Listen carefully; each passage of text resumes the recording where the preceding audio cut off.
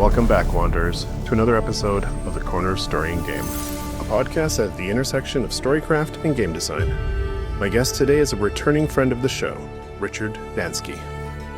If you've explored the world of darkness, played Far Cry, Ghost Recon, the revised Might and Magic, or Hunt Showdown 1896, then you've seen Richard's fingerprints.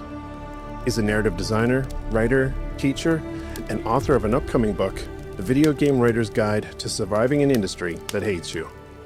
But today we're not talking about the industry. Well, not directly at least, although I'm sure it'll come up. Instead, we're diving into something quieter and I think more powerful.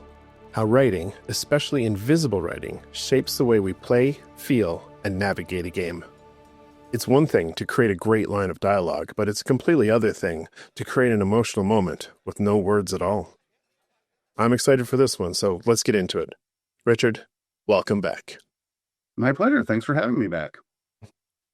Every now and then I'll come across a topic and I'm like, hey, I need to talk to Rich about this one. And I've gotten inputs on this idea that we're going to talk about today from other people. But I think you're the guy. I want to talk today about the writing that people don't think about, or the narrative design that people don't think about, not just the fancy words, not just the cool dialogue and the story arcs, but some of the invisible writing, as I've come to talk about it. So if you're gangbuster and you're on board to do that, let's hit it. Absolutely. Right on. Well, if people want to hear your origin story, they can go back and listen to one of your previous interviews. So let's just hit this. Let's just get right into it. Let's start with, what to you does game writing mean when you take away things like dialogue, cutscenes, quest text? What is some of the game writing bigger picture? There is so much more to game writing than just the stuff that is player facing.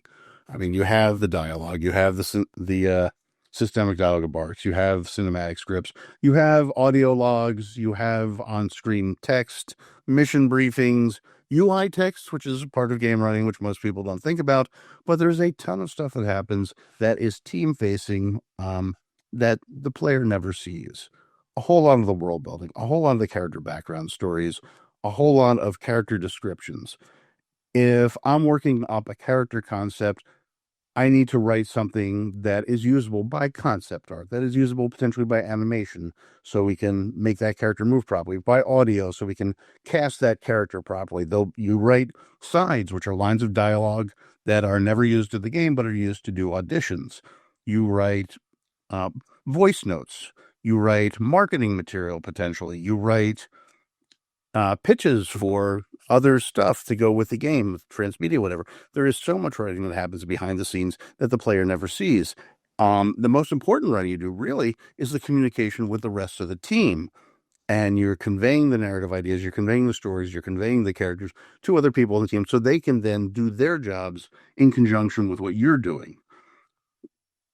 That makes sense. Is there an element of it that actually branches the divide into design, where the writing impacts systems, for instance? Can systems become part of your process? That's where you start talking about narrative design as opposed to writing. And those are separate but related roles. And I view narrative design as working on the systems to communicate narrative to the player, while the writing is the actual wordsmithing. And apologies to Brian Kindrigan there, by the way. He hates the word wordsmithing, and I just pull it out every so often. But the systems by which the narrative is communicated are absolutely important. They dictate the words that you use. And that is something that bridges the gap between writing and design, and it's its own thing, narrative design. And a good narrative designer can think of wonderful ways to communicate the characters, to communicate the storytelling. Not just straight up dialogue, not just walls of text and mission briefings. And so it is very much its own thing, and it is very much a specialized craft. And if you're working with a good narrative designer, they are worth their weight in gold. Cool. When you get into working with systems, and this is spitballing, there may not be an answer to this, but are there things that you can convey through clever systems or strong mechanics that can't be done with text, cinematics, writing? Is there stuff specific to systems? Absolutely. First of all, I'll push back a little because the words are part of the systems. How those words are presented, very much part of those systems. How the UI for dialogue choices in a game with branching dialogue, that's a system, but it also very much influences how you play the game and the storytelling and the character. So all that being said, you can look at something like, and I'll just pull an example, one of my favorite games is there, the very first Oxenfree, where you had a limited amount of time to pick a response. And if you did not pick a response in that time, that too was a response. And the character you're talking to go, oh, fine, you don't want to talk about it, or something like that. And it was brilliant. And that's a system that does storytelling. So there's your proof right there, just one golden example, but there's a ton of things like that. And all the ways in which the words get presented do their own part of telling the story. Cool. So when you're working with systems, mechanics, things like that, and they're influencing the story, influencing the narrative, as you've pointed out, how do you go about, from a craft point of view, ensuring and working with the other teams to ensure that those systems, those mechanics, those things you're building create meaningful, real experiences for a player? And not just in video games. Let's also touch on, because you are tabletop as well. Let's talk about tabletop systems and rule books as well. Okay, let's start with video games, because that's the bigger answer, honestly. And the thing to understand is that it is a constant conversation. It is an ongoing conversation. It is never, here's the thing, do the thing. It is always, okay, here's what we're working on. Hey, we tried it. Can we make this tweak? Hey, we don't have the bandwidth to do this. All these things go into that ongoing conversation. And so it's not simple. It's complicated, and it's ever changing. But at the same time, it is a wealth of opportunities. And so you start with, okay, here's our technical limitations based on the system, and that informs the composition. Hey, we can only have 3 voiced characters speaking in this level because that eats up all the audio budget. Okay, then I can't write more than 3 characters. And all of that sort of thing informs the actual writing. Then you turn around and say, okay, is this system communicating the writing properly? And you have this looped conversation whereby each side polishes the other's work to get best effect. That's cool. That's cool. I like that. What about in tabletops, in rule books, and building mechanics inside of a system, whether it's World of Darkness? How do you ensure that is creating the system for meaningful narratives or meaningful experiences around story? In a very real sense, my understanding of tabletop has always been that rules and systems are there to provide the bridging element of the storytelling. When there needs to be a conflict resolution, when there needs to be a decision over whether something happens or not, there needs to be a decision on how something happens, then you turn to the rules. And those are the expressions of who the characters are. And they are they're the asphalt that lays down the road. And so as such, I never thought so much of the mechanics as driving the narrative as more enabling the narrative. And certainly you get specialized mechanics like the Shadow and Wraith that opens the door to a very specific type of narrative. And that stuff is fabulous, and I love it in every form that it comes in. But by and large, you have much less reliance on the mechanics to deliver narrative elements to the player, and much more the possibility of narrative picking up the elements that the systems offer to bring the narrative forward. Brilliant. That answers that. Going back to video games for a second, can you think, and maybe you can't, but can you think of an example? I'm going to put you on the spot. Can you think of an example of a game you've worked on or a game you've played where this really worked, where you saw the systems really lent itself to this? Well, I'll go to one of my all-time favorite games here, and everybody who's ever heard me do an interview on video games is going to be very tired of me saying the words Eternal Darkness, but I'm going to say the words Eternal Darkness here, simply because that game lied to you. And the systems whereby your character's decreasing sanity changed what was presented on the screen visually made a tremendous impact on the player's story, on their personal experience of the game. That's brilliant. It makes me think of Knights of the Old Republic, the first time I played that, and how the mechanic there, the light and dark mechanic, was the first time I had seen that, and it was just it just made the experience really hit home, which is really cool. Yes, very much so. Okay, well, this one's I'm all over the place today, but all good, all good. We're easy, man.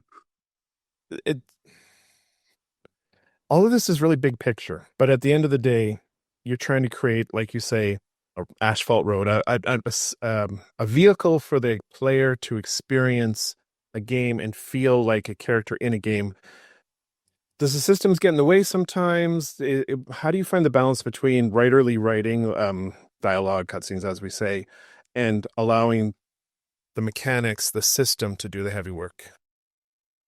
Okay, there's a couple parts to that answer. One is that if you're writing for video games, you need to understand how to write for video games. And there are certain things you need to do and certain things you need to avoid to do good video game writing. And the most lush, descriptive, immersive prose imaginable that works fantastic in a novel will die in a video game because there's no time for it and there's no space for it. And you have an art department to do all that stuff anyway. And so you need to be writing from the get-go stuff that feeds the video game experience, that feeds the play experience specifically, that marries the narrative fantasy of the game to the play fantasy of the game.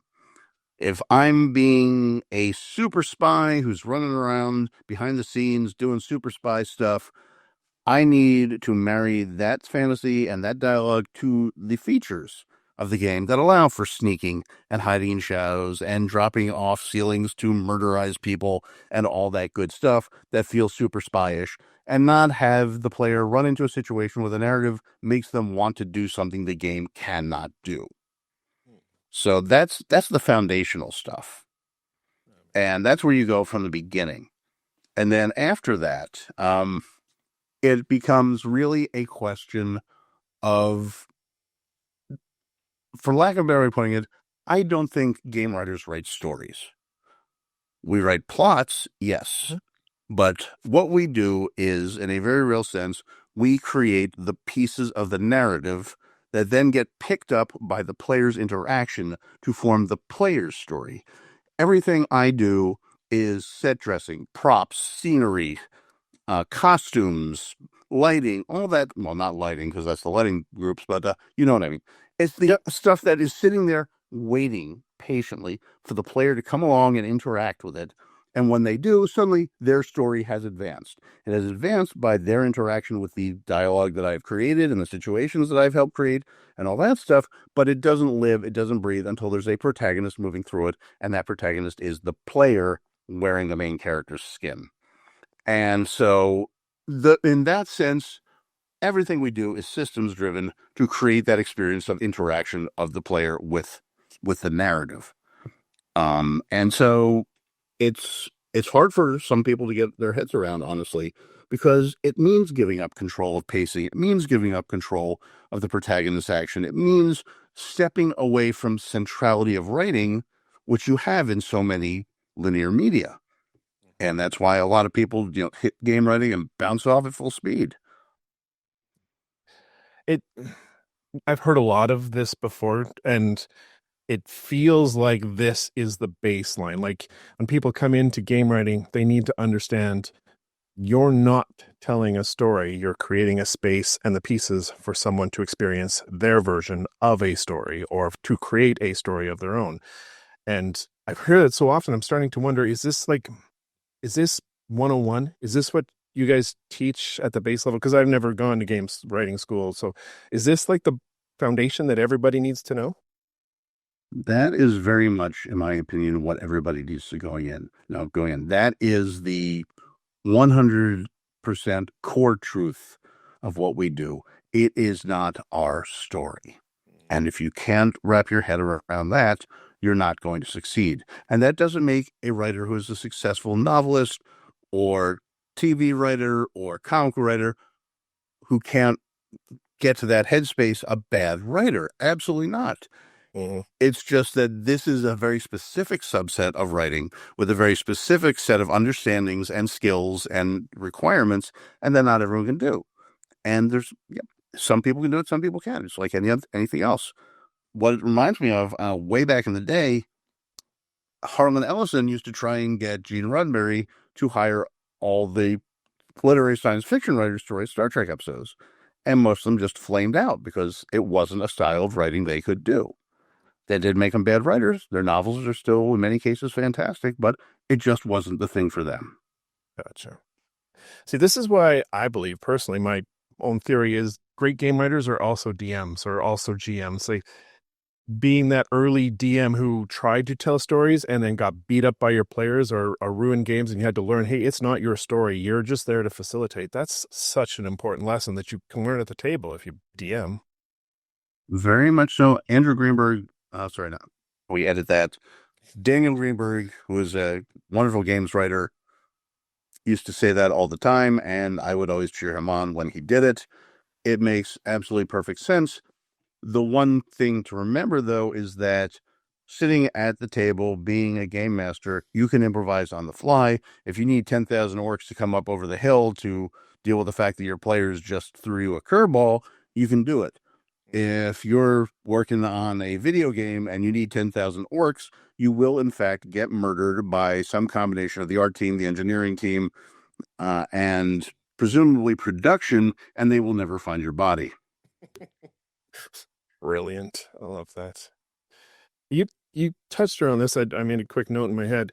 The idea of using systems as opposed to other types of writing to tell a player who their character is, who they are in a space in a way that is not over the head. Is that a thing? Like, can you use systems to make the player feel like they're in a character? It's all part of the toolkit. What the systems are, in a real sense, what the player can do. Mm-hmm. What the player character can do helps determine who they are and defines that experience in that direction. At the same time, you are defining the character through things like their word choice, their sentence structure, their volume, whether they have an accent or not, whether they use conjunctions a certain way, or they use contractions. All that stuff goes towards defining who the character is and making them believable and inhabitable by the player.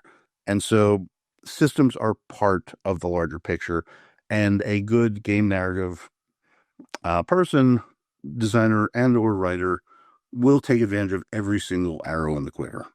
Yeah, that one was pretty obvious. I just wanted to make sure I was on the right track there. So, All right. Well, I guess to start moving this towards a conclusion, how do you tell? Maybe you can't, but how do you tell if this invisible writing, this narrative design is working versus when it's not? Are there flags to look for? Is there a flashing light somewhere? Well, the best marker for that stuff is follow-up discussion and feedback from the people you're writing for. You check in with the content or say, hey, do you need anything else? Can I get you some reference images, things like that? Does this make sense? You listen when they say, hey, these elements don't work together. Can you give me something new? And you iterate and you collaborate. And the one thing you cannot do is fire and forget, because you are writing for other people and you need to make sure you're giving them what they need to do their jobs as well. If you write it once and send it off and you think that it is carved into adamantium tablets, then you are mistaken and you are in trouble. What you need to do is you write it, you send it off, you make it clear why you made the choices you made and what they get and why they're the best choices. And then you listen when people ask for changes or say, hey, element isn't working, or hey, we can't do this thing. Can you give us another thing? Or have you thought about this? And so if you're doing it right, you never get the complete systems failure on that stuff. You just get the need to rewrite and collaborate. And sometimes, sometimes the dinosaur killing meteor comes down and management says, hey, we had to chop 6 characters. Hey, we need to chop 4 levels. Hey, we've worked out an agreement with this celebrity, so we need to tailor everything to the legal agreement we just signed with them. And that happens. And you're flexible and you go with it. We write in, as I kept on telling my teams, we write in ink, not blood. Hmm. Video game writing sounds like a hell of a beast. I'll tell you what. Playtesting. It really is. Does some of this get caught in playtesting, or is that too late with invisible writing that's baked into the system? Like, is that too far in? The invisible writing happens by and large long before production starts. It's foundational, it's groundwork, it's guidance. It's never player facing. Now, if you've got something that's baked into the game where the whole concept is wrong, and that's only emerged in playtesting, then you got a problem, and you got to figure out how to fix it if you can. But by and large, this stuff is by the team, for the team, of the team. And the mistakes get caught at the team level before the assets get created, before the playtests happen. Gotcha. All right, well, this is fantastic. You've answered all my questions. Let's bring the core topic to a close, and then we'll move on to some fun stuff. But I guess to bring it all together, what's something a game writer or narrative designer can do right now to get better at this? Invisible writing, system design stuff, narrative design, collaboration, to ensure that your stories have emotional weight. The best thing you can do is look at what you have written and ask yourself, who is this for? And if the answer is me, then you need to take a look at it. There's nothing wrong with going nuts. There's nothing wrong with writing stuff that pleases and amuses and satisfies you. All that is great. But at the same time, if you're doing that and not satisfying the needs of the rest of the team, you have a problem. If you are writing a 10,000 word character bio for somebody who has 6 lines of dialogue, you may have a problem. If you have written up this character's backstory down to which classes they took in middle school, but haven't mentioned their hair color or what sort of clothes they like to wear, you have not succeeded in the task. Bloated world Bibles that just keep going and going that nobody will ever see but me. Exactly. And, there's so much fun. And there's such great rabbit holes to go down. And yes, you want to say, hey, 9,000 years ago when the Zergon Empire was at its height, here's how they did agricultural planning. No, because, as long as you're doing that, you don't have to do the actual work. Right. And it's a happy place to stay in. But you have to make hard decisions. Okay, is this information needed right now? Who needs this information, if anybody? Can I come back to this later? And you get a much leaner, meaner, more usable world Bible that you can then hand to people who don't like to read. Yeah. Neil Stevenson length novels, and get everybody moving in the direction that you envisioned with them that much sooner and faster and more easily. Love it. Love it. You always have such good advice, Richard. Always. 26 years, I've run face first in pretty much every brick wall this industry has to offer. And so I remember. You should almost write a book about it. I could. We'll get there. Okay, no worries. That's the end of the core topic. I usually have a philosophical question here that I ask everybody. You've already answered it a couple times, so I had to come up with something new for you today. So what is the new one I cooked up? Hang on here. Okay, so your book, as the title of the book hints at, which we're going to talk about in a second, there are real challenges for game writers out there, and still people keep coming back. People want in this industry. People will fight tooth and nail to stay in this industry. What is it about this particular type of writing, this craft? And as you explained earlier, this is a very specific type of writing. It's different than all the other ones. What is it about it that keeps certain people like us coming back, trying to get in, trying to stay in? What makes it special? What makes it special is that it is a unique way to tell stories and share those stories with people. And my job is to be a storyteller. I get paid to craft worlds and collaborate with cool, talented people and create cool characters and put cool words in their mouth and share that with people. And that is incredible. It's a wonderful feeling. My job is to help people have fun. That's great. It's awesome. I love it. And I want to keep doing that. And I have more ideas for how I can get them to have different and new types of fun. And I want to share that too. And that's why we do this. That's why we'll keep on coming back to it. It's not because it is easy. It's not because it is, wildly creative in ways that individual forms of expression can be. But in its unique collaborative nature and its interactivity, we get to tell the stories nobody else can or have or will. And so why not keep coming back to this? Why not fight to keep doing this? It's a great thing to be doing. Love it. Brilliant. Well, that does move us into, I really do want to hear about your book. So hit me with the title of the book, the log line, where we're going to be able to find it, when we're going to be able to find it. I want all of it. Okay. Well, the book is called The Video Game Writer's Guide to Surviving an Industry That Hates You. The working title was McDonald's French fries on account of it being kind of salty, but that's neither here nor there. I like that. And what it is that I've been doing this since 1999. And in that time, I've seen the craft grow and change and evolve. I've seen books come out on how to write for games, many of them excellent. I've seen the role itself evolve and split and all sorts of changes, all sorts of advancement. But what I've never really seen is information on how to do the job day to day.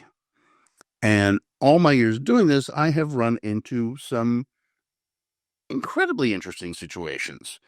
And there were places where I knew I could do the words, but I was having to navigate production concerns, collaboration concerns, political concerns, things like that. And these are things that nobody was being taught.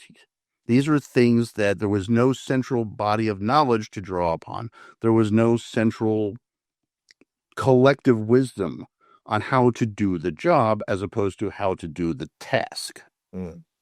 At least that was my feeling. And so last year, and then coming into GDC this year particularly, I was really thinking on this. And I'd sort of toyed with the idea of doing a game writing book at one point and walked away from it as a bad idea because I didn't think I had enough new to bring to the table to justify my own book. But this year, specifically this year coming to GDC, last year, my bad, 2024, I came into GDC and I had this idea crystallized, how to do the job minute to minute, how to build feedback loops, how to learn to do the job, how to communicate what you're doing to the rest of the team, how to do internal PR, why it is important, how to do the things moment to moment that you have to know how to do to get your writing from your screen to the player in the best way possible.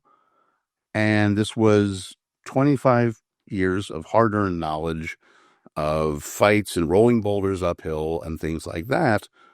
And with that in mind, I thought I am the one who is in a good position right now to take all this experience and distill it into hey, here are things that will help you if you want to do this. Here is my experience. Here's what I've learned. Here are the techniques I've learned that have helped me survive and do the best work that I can. I am sharing this with you. And so that is where the book came from. And the title was very deliberately chosen because in a very real sense, the industry does hate game writers. There is a lack of understanding. I'm not saying the people hate game writers. I'm saying the industry is set up to hate game writing. Hate game writers. There is a lack of understanding of what writing brings to the table, how it is important, how it is beneficial. There is a lack of understanding what the job requires. That it does take time, it does take iteration, it does take feedback. There's a lack of respect for it in many circles because people type an email and think that's the same thing as game writing. And as such, what happens is you don't have the respect that is given to other disciplines. You don't have the resources, the time, the money, the personnel that are given to other disciplines. you don't have the willingness to invest in that. And, when that inevitably makes the work suffer, the self-fulfilling prophecy happens. Oh, the writing's terrible. We told you it was going to be terrible. Well, yeah, but you made us put first pass dialogue in the game. Right. But nobody hears that.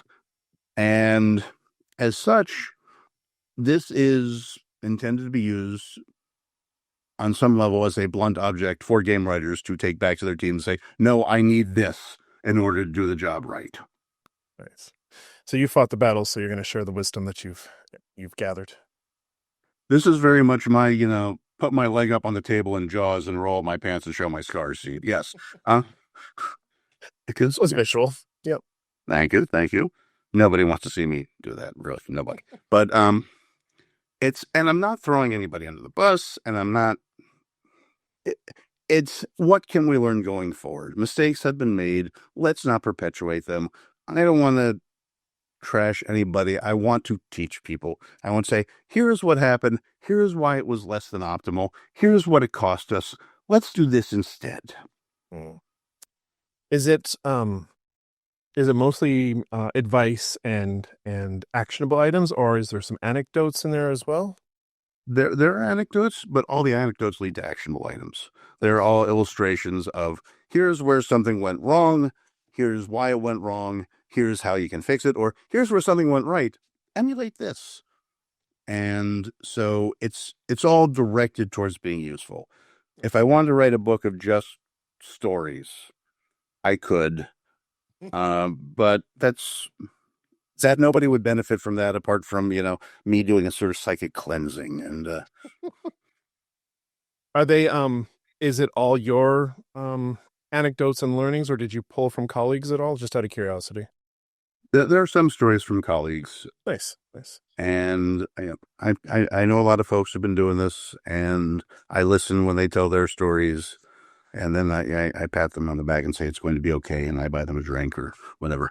But Nice. Yeah. Okay, well, I will say the don't go. the game writing community is by and large a wonderful professional community to be a part of. I have nothing but love and respect for so many people who do this and who do it well, and I just want to see them succeed. And at the same time, I am very much invested in elevating the next generation coming up. It's why I do the student narrative competition at GDC. Right. It's why I offer just informal mentoring conversations on LinkedIn. I want the next generation to look at what we did, my cohort, and say, okay, nice start, and go on from there. I don't want them to have to reinvent the wheels. We have so many badly reinvented wheels. It's like a used car lot in the Flintstones. And let's not do that anymore. Let's say, okay, we know how to do this. And you figured it out at this studio, and now we over here at this studio can do it. And let's not waste the time and money and emotional effort. And let's not fuck up the way people have been fucking up repeatedly for decades. Sorry, little passionate there, but this is my calling. Honestly, I've been doing this a quarter century. This is my calling. This is my. Yep. In some ways, I joke about it, but this is sort of my legacy, professionally speaking. In that, if I can leave the craft of game writing better than when I found it, if I can have contributed to it going forward, and if I can make that impact, that positive impact, then I'm happy. You're giving me goosebumps, Richard. You're making better games for everybody. Like every little bit makes better games for all of us, and we need better games. Thank you. Yeah, I want better games, and I don't just want my games to be better. Obviously, I want my games to be better, but I want everybody's game to be better. I want games that I could not have written to be better, so I can enjoy them and say, I never could have done this, but this is awesome. And I want everybody to succeed. And I don't want games to fail. I don't want studios to fail. I want to see all of us thrive together and the pie to get bigger and expand. And there be more places for more stories and more approaches and more people to do this stuff. Love it. I can't wait to dig into the book. When can I get my hands on it? Where do I look for it? It will be out at the end of August. I believe August 27th is our street date. and it is available through fine book retailers everywhere. Wonderful. And I will be posting about it relentlessly on my social media. So please follow that if you have a chance. And yeah, I'm just thrilled. I'm even doing a book launch party, which I've not done in a very long time. But there's a lovely cocktail bar in Hillsborough, North Carolina, near my house called Yonder that has a very strong literary connection. There are book clubs there, and there's I think it's quarterly noir at the bar reading that draws in folks from all over. And it's just a great bar with a literary tradition. And so I'm thrilled to be hosting my book launch party there. That's really cool. I live too far away, but that sounds amazing. Okay, well, I will make sure to include the links to your socials and all of this in the show notes so people can come follow you if you don't already, which you should be following Richard, everyone. That's it, buddy. I'm going to push you out the door, but I do like to give the parting word of wisdom. Do you have any advice, craft, life, a recipe, anything in general to take us out the door? Well, my favorite drink recipe is one, take some scotch, pour it in a glass, and then drink the scotch. So I can't give you that kind of recipe. But Why? Just when things are tough, and honestly, they're tough right now, the best thing you can do is whatever you can do to keep moving forward. And there's no right way to do it, and there's no single way to do it. Just do what you can. Take care of yourself, and if you can do a little good for other people in the process, that's worth doing. And that's what I find helps keep me moving forward, honestly. And that wraps up another episode. A huge thank you to Richard for sitting down and sharing your insights into invisible writing, emotional design, and the systems that take place behind the scenes. If writing for games and working in the industry is one of your story quests, be sure to check out his book. And as always, thank you, dear listener, for taking your seat at the table. If you enjoyed this episode, be sure to leave a like, comment, subscribe, whatever it is you do, and hey, come join us over on Discord. Until next time, keep telling stories, playing games, and creating worlds worth getting lost in. Stay safe out there, Wanderer.